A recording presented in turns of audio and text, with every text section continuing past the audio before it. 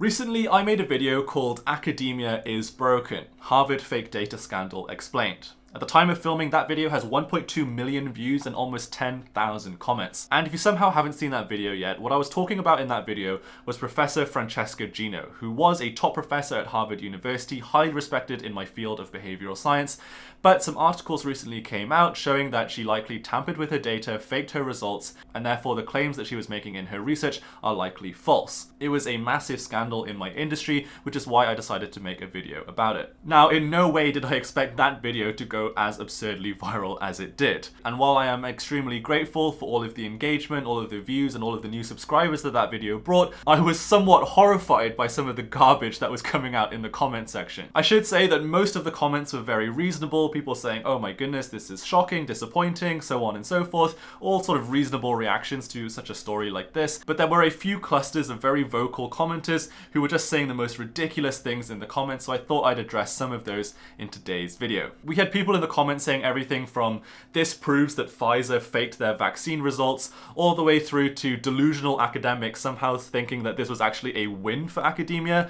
So as per usual, when addressing a controversial topic like this, the right way to approach it, I think, is somewhere in the middle of those two. So let's talk about it. So first, let's talk about the delusional academics who somehow thought that this was a win for academia. I received many comments that said something along the lines of this comment: I don't understand the title, this is literally how peer review works. Of all the reasons academia is broken, this looks like an instance where it worked exactly how it should. Firstly, Francesca Gino was not caught out by the standard peer review process. Peer review is supposed to happen before an article gets published in one of these top journals. It's supposed to be a self-policing mechanism where other academics check your work, check that it's legitimate, that the claims you're making are solid, before it goes out to being published. That's not what these articles are. Yuri, Joe, and Leif, the authors of Data Colada, they're actually three independent researchers who are frankly fed up of all of the fake science and fake data that goes on in the industry, who took it upon themselves to investigate researchers in their own time. They weren't paid to write these articles, this wasn't part of their normal job description or part of the normal run of how their job works. Instead, these are three, as I describe them, vigilantes who have gone out of their way to look into a top researcher in the field because they felt something was off. It baffles me that you think that this could possibly be a win for academia when the articles that they are refuting here were published in 2012. That means that this poor research and science and ideas have been circulating around the field of behavioral science and the wider world for over a decade before they were called out so explicitly in this article. That's a lot of time for that kind of misinformation to do damage to the industry. Once a study as high profile as this has been circulating for so long, it just becomes part of common knowledge within the industry, and now trying to get rid of that over a decade later is extremely difficult. Like I said in my last video, I've used the ideas from some of these studies to talk to clients, to talk to you guys on this YouTube channel, and so that just highlights how the peer review process isn't very robust. These kind of bad practices fell through the peer review safety net, and as a result, those bad ideas have continued to circulate for over a decade. In fact, that is the sentiment that was expressed by Yuri, Joe, and Leif, the authors of Data Colada, in an earlier article they wrote about Dan Ariely. We have worked enough on fraud cases in the last decade to know that scientific fraud is more common than is convenient to believe, and that it does not happen only on the periphery of science. Addressing the problem of scientific fraud should not be left to a few anonymous and fed up and frightened whistleblowers and some fed up and frightened bloggers to root out. So definitely not a win for academia, but is it a win for the don't trust the science people? Absolutely not. So I was pretty disappointed to see that in the comments there was a cluster of people talking about the COVID vaccine and how this somehow proves that COVID and vaccines and even climate change is all just fake science because of this case with Francesca Gino. For example, I saw this comment: just like how Pfizer forged it, safe and effective mRNA vaccine data. And look, I get why the anti-vaxxers were attracted to this video. This is a high-profile researcher who's been shown to be faking her data. Oh, that means that all science is bad, right?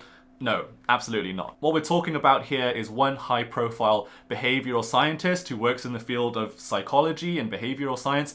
This literally has nothing to do with medical research, medical science, vaccine research. Is a completely different field, different journals, different people involved. I'm not saying that all vaccine research is completely rock solid and that there's nothing dodgy going on there. There might be, there might not be. I don't know, this is not my area of expertise, but what I can say for sure is that you cannot take one bad behavioral science researcher Pfizer as evidence that the vaccines were faked. They're completely different fields. If you think the Pfizer research is flawed, fine, but question that evidence, question their research methods. Don't use a completely different research paper to justify that belief, because it's unrelated. And finally, there was a cluster of comments from people saying that this is why soft sciences like behavioral science shouldn't receive any funding, and that all funding should go to hard sciences like chemistry and engineering and medicine. Yes, to a certain extent it is harder to forge data in those areas of research, but that doesn't mean that you should transfer all funding away from behavioral science. In fact, I would argue that more funding should be given to behavioral science in modern times, because so many of the biggest issues that we face as a society today have a large behavioral component to them that tends to be the bottleneck for actual progress in society. Take obesity, for example. It's a major health crisis sweeping all developed economies across the world, and we know the hard science solution to this problem. We need to get people to exercise more, eat less calories, eat a more varied diet. We know these things. These are the hard science solutions.